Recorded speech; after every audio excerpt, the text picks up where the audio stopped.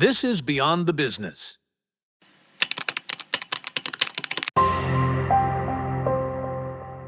After the last episode, I kept thinking about fuel not as something we extract or refine, but as something that still has to move.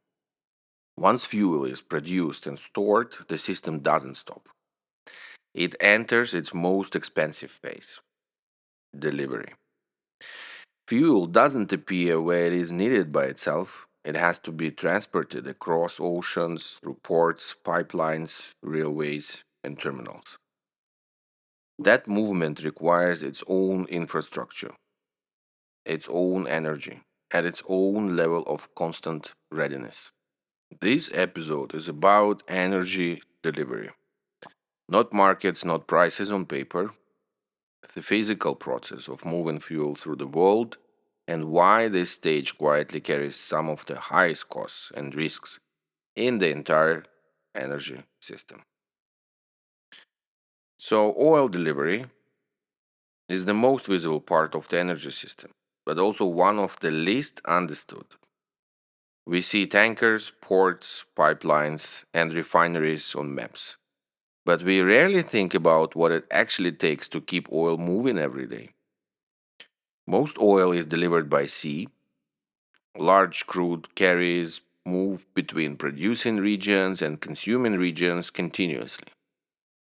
These ships are not just transporting fuel. They are part of a permanent system that has to stay active regardless of short term demand.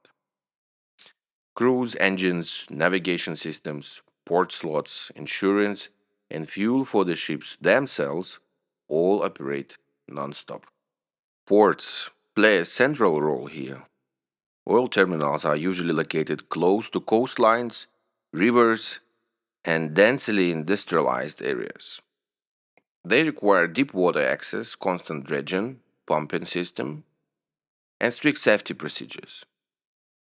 Even when oil is not actively being loaded or unloaded, the infrastructure remains operational and maintained.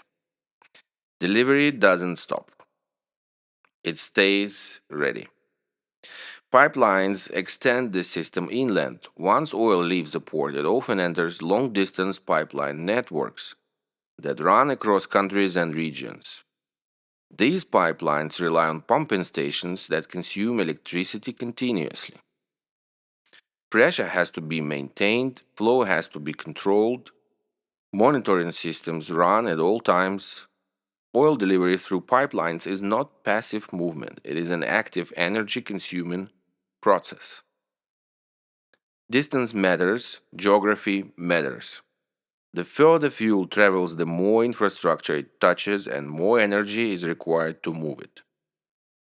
Narrow passages, long routes, weather conditions, and seasonal disruptions all add complexity. None of this shows up when fuel reaches the final user, but all of it is embedded in the system that made delivery even possible. What often goes unnoticed is that oil delivery is built around continuity, not efficiency. The system is designed to avoid interruption, not to minimize energy use. Extra capacity, alternative routes, and backup options are maintained to ensure flow even when something goes wrong. That redundancy is intentional and it comes with a cost. Oil delivery works because it never stops, and precisely because it never stops, it becomes one of the most energy intensive and infrastructure heavy stages in the entire fuel chain. Gas delivery is almost entirely about movement through fixed corridors. Unlike oil, gas does not travel freely between locations. It depends on routes that cannot be easily changed or redirected once they are built. Most gas is delivered through pipelines. These pipelines stretch across countries and continents, linking production regions with consumption centers. Gas moves only because pressure is continuously applied. Compressor stations are placed along the route to keep the flow moving forward. Without them, delivery stops. Gas delivery is therefore not passive transport, it is controlled movement maintained by constant energy input. Distance matters more for gas than for oil. The longer the route, the more compression is required, and the more energy is consumed just to keep gas in motion. This makes delivery increasingly expensive as networks expand across regions rather than within them. Liquefied gas delivery by sea introduces a different kind of transport dependency: LNG. LNG carriers operate on fixed maritime routes between specific ports. Unlike oil tankers, LNG vessels cannot simply be reassigned or diverted easily. They rely on specialized ships, trained crews, and limited port infrastructure. Delivery capacity is tied directly to the availability of these transport assets. Gas delivery systems are rigid by design. Pipelines cannot adapt quickly for change in demand patterns. Ships cannot appear instantly where needed. This makes delivery sensitive to disruptions. Technical failures, weather events, or route constraints can affect large areas at once. What often remains unnoticed is that gas delivery is built around reliability rather than flexibility. Extra capacity is maintained not to move more gas, but to ensure that gas keeps moving under stress. This redundancy consumes energy and resources even when demand is stable. So, gas delivery works best when it is invisible, but invisibility comes at the cost of continuous effort, fixed infrastructure, and energy spent simply to maintain flow. And finally, the third one is coal. Coal delivery looks simple compared to oil and gas, but that simplicity is misleading. Coal does not require pressure, cooling, or containment. What it requires is scale, and scale changes everything. Most coal is delivered by rail and sea. Mines are often located far from where coal is used, which means long transport routes are unavoidable. Trains move enormous volumes over land day after day. Ports handle constant loading and unloading. Ships carry coal across oceans in bulk. None of this is lightweight infrastructure. Rail delivery is energy intensive. Trains runs continuously, often over thousands of kilometers. Tracks, signaling systems, yards, and terminals must be maintained regardless of demand fluctuations. Coal delivery by rail works only because the system operates at high utilization. When volumes drops, the infrastructure doesn't shrink. It still has to be maintained. Ports are another critical point. Coal terminals require large storage yards, heavy machinery, and continuous handling operations. Conveyors, cranes, loaders, and dust control systems run constantly. Even when coal is not moving at peak volume, the delivery infrastructure stays active.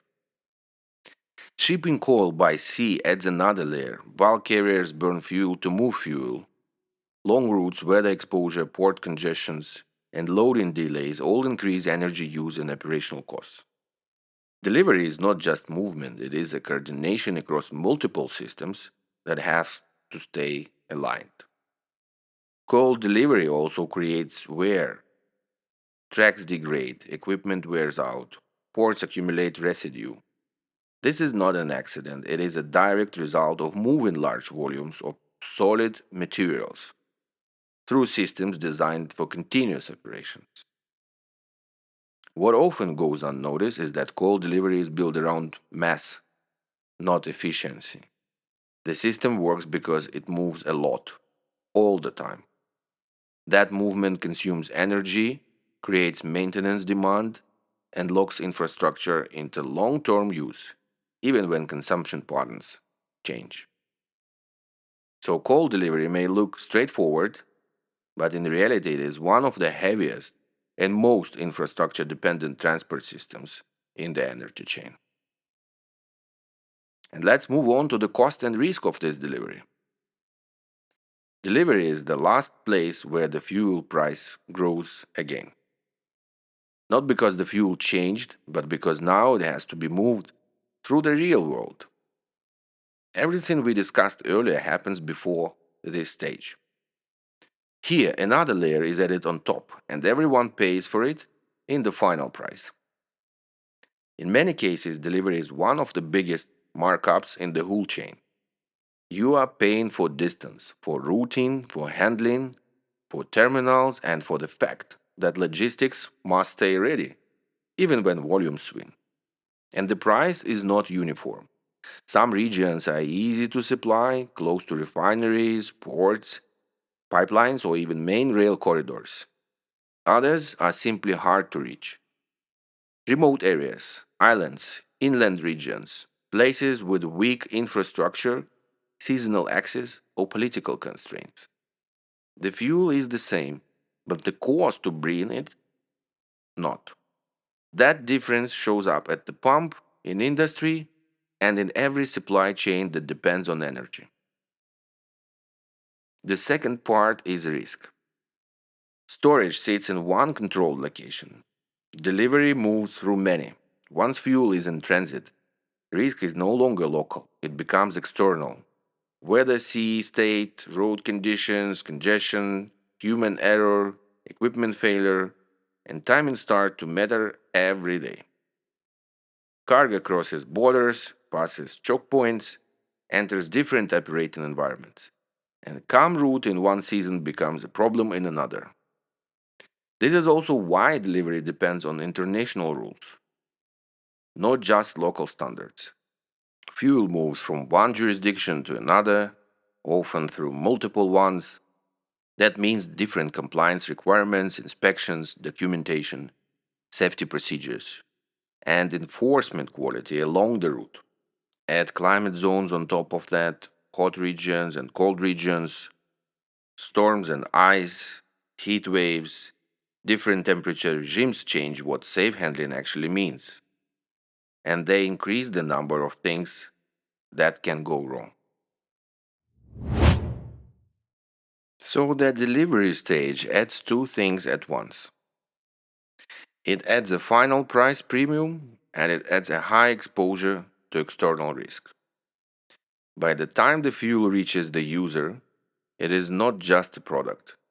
It is a product that has already paid for movement, compliance across borders, and survival through real operating conditions. By the time fuel reaches us, almost all of that cost is already there. Extraction, transformation, storage, delivery. None of this disappears. It only moves forward step by step until it shows up in a final price that feels normal. Delivery is not just the last link in the chain, it is the moment when distance becomes money, when movement turns into risk, when global systems quietly show how expensive they really are. Fuel is never just fuel, it is energy in motion, and once it starts moving, every kilometer adds weight to the system, to the price, and to everyone who depends on it.